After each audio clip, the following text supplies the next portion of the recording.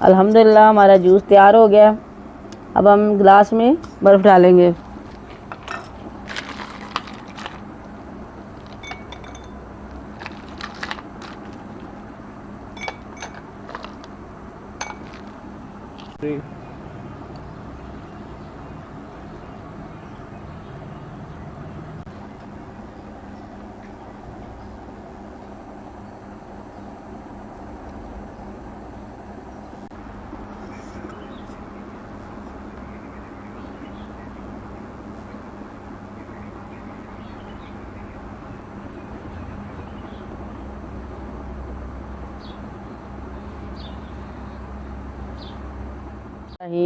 आज मैं milk shake बना रही हूँ।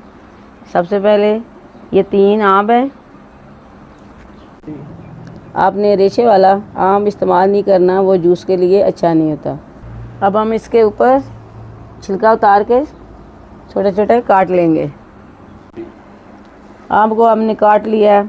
अब जग में आम को डालेंगे।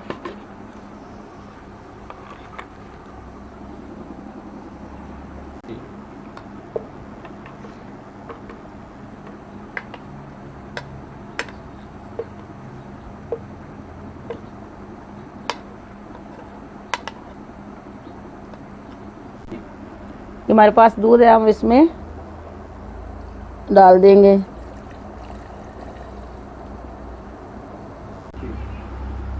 और इसमें चीनी भी ऐड करेंगे। 2 चम्मच, अगर कम हो तो ज़्यादा भी डाल सकते हैं।